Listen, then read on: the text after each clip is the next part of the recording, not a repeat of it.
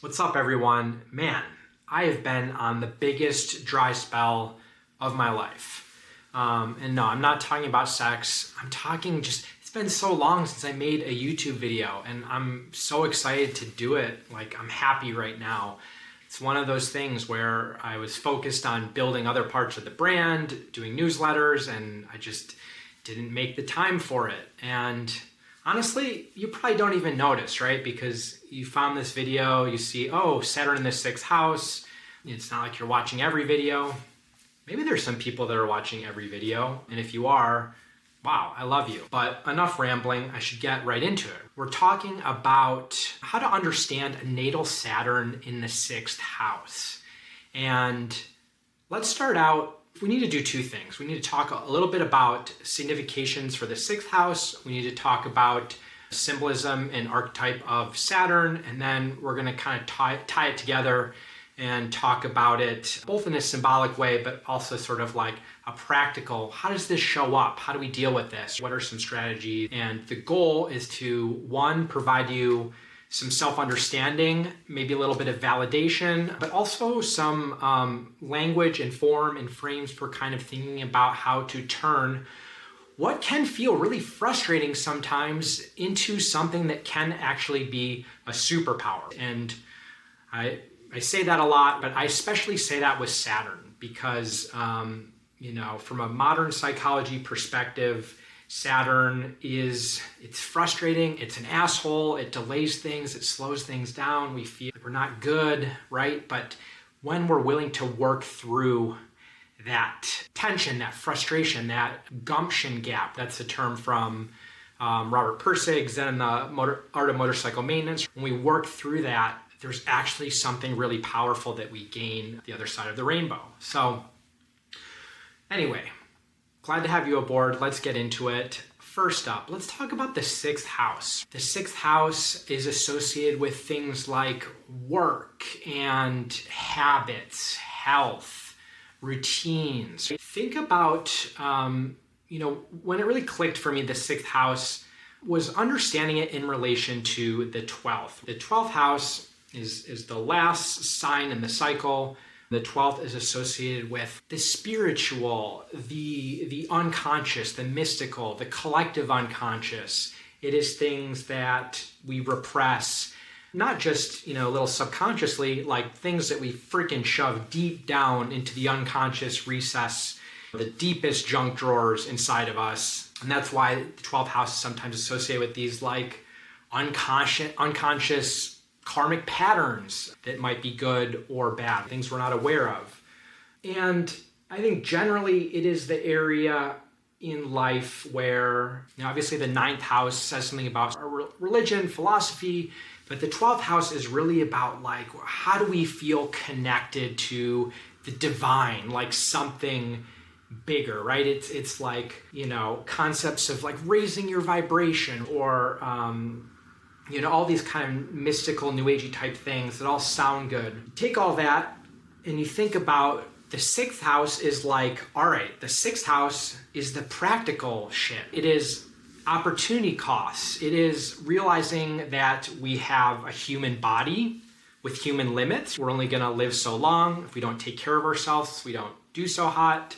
We have limited time. Like if we decide that we're gonna go move to Taiwan and go to dentist school and then teach English to people that are speaking Spanish, but they live in Taiwan. That's great, but it means we probably also can't, go and be a snowboard instructor in California, right? Or maybe we can. We gotta have to, jump around a lot. But see what I'm saying? There's only 24 hours in a day. How are we going to practically integrate all that's unconscious, all that we kind of feel spiritually connected to and put it into practice? We might want to raise our vibration, but all right, bro, practically, how do I do that? Like if I'm structuring my day, is it, do I raise my vibration like after I cook my eggs? Is it before I run?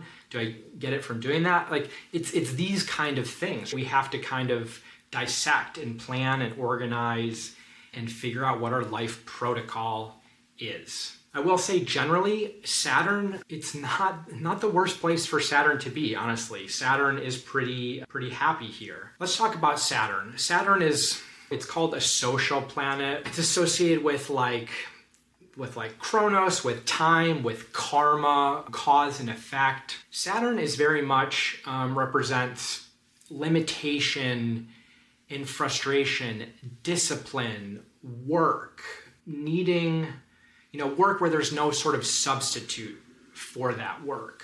Intensity of focus is importance, is heaviness, all those things. And in interacting with sort of our natal Saturn energy, we move from being a child or a dreamer or someone that has all these great ideas or wants to have fun or wants to do amazing things but doesn't know how. And we work through our Saturn lessons, and that really teaches us how to master the limitations that we're dealt, because we all have them somewhere. And by working with them, taking ownership over them, getting in the trenches with them, you learn how to turn those ideals, those wants, those urges into something practical and real and something that you can kind of protect. Now, having said all that, wherever Saturn shows up in the chart, whatever house it shows up in, we're going to experience, at least generally in the first part of life, sometimes some not so good things as they relate to themes of that house. Let's take the 6th house, right? If we're talking about having a good routine, having good discipline, getting our homework done on time, focusing on doing the things we want instead of wasting time playing video games, whatever. With Saturn, everything feels heavy, or we often might have grown up and found ourselves in situations where we were in boarding schools, or we had really strict teachers, or either your parents were kind of strict, or maybe it was some other sort of community or adult that you were around. And so there was already this sort of this heaviness to it, this sense of rule, restriction. You hit up against something very early on. And yet, and this is kind of the ironic thing, it doesn't always mean that you actually developed the skills to integrate those in a healthy way, to have discipline for yourself, because either sometimes you rebel against those rules, and so you're fuck having a routine, fuck taking care of my body, fuck I want to do something every day, I don't want to play by anyone's game. It can be that. It can also just be that initial exposure to the rules and restrictions it kind of created almost this emotional response, or you create this resistance to it. And so you just don't want to engage it, because now setting up rules reminds you of something that you really didn't like. Now, that's not the only way that it can kind of manifest, but it's one way.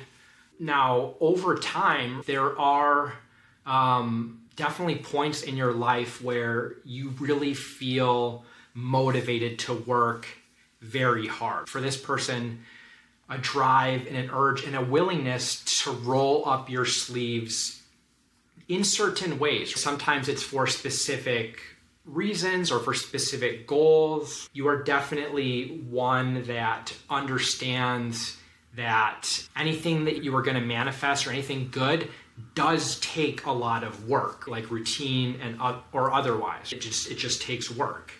And sometimes that can lead to someone having a very successful life just because they're willing to put that work in, and they just kind of have that philosophy. On the other hand, it can create situations where you find yourself working so damn hard, but kind of not on the right things. Just the most kind of extreme example is you're working 80 hours a week for a job and really doing a great job, but it's a job where you only get paid $20 an hour, and they don't actually pay you overtime, you're salaried, and there's no hope for advancement in this particular job. So it's why you're kind of wasting gas and you're wasting energy in the wrong places. And so this will be a little bit of a lesson. It's not always how hard you work, it's also about structuring where and how and the type of work that you do. You can also be someone that has a hard time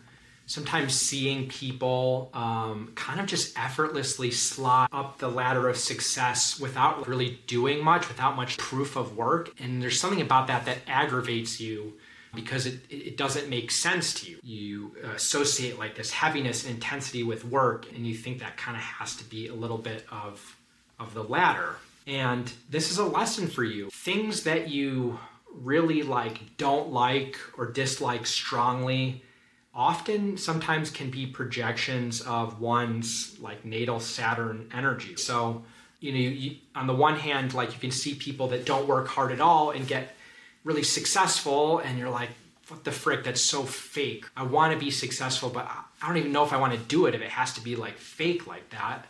On the other hand, you see someone that has this rigorous routine, they are, maybe they're a freaking lawyer that's scheduling out their time in literally 12-minute billable intervals or scheduling their to-do list like that. And you're like, I also freaking hate that. You have this resistance to it. And that anecdote about sometimes being stuck in that job where you're working so hard, but it's not really moving the needle in the way that you want.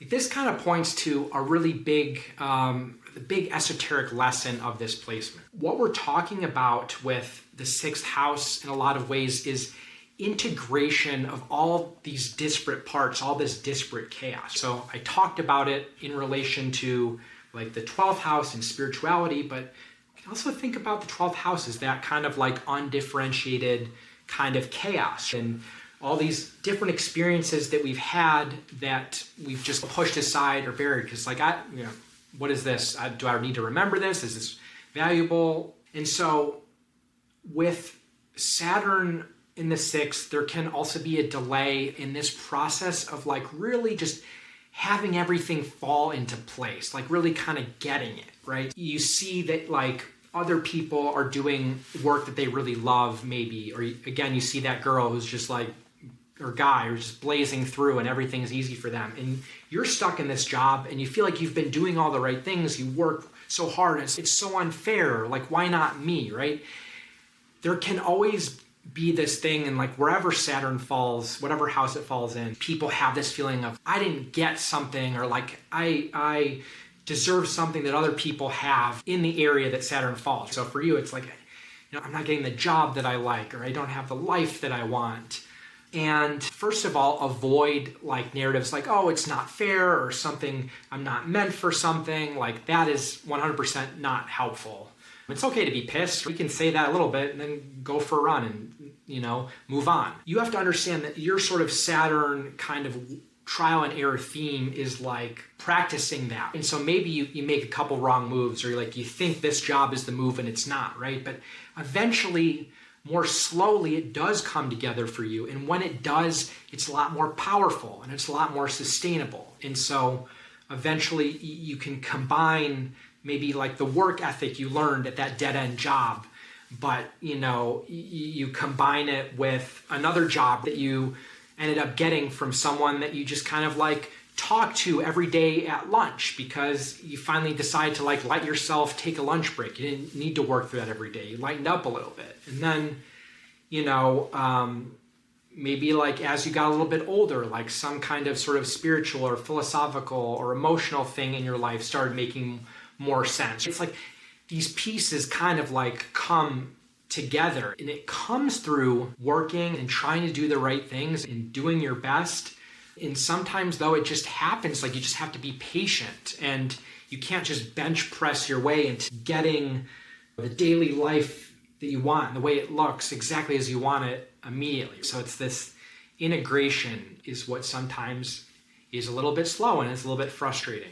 And that is going to be, that's going to be your challenge, but also your gift and your opportunities. So the key for this person is really understanding that you have the drive, developing sort of a path to getting to where you want to go with some balance is really helpful. That's why Saturn actually in when it's placed in Libra is considered really beneficial, because Saturn, it needs balance and it really needs consistency. And to get consistency, you need some balance.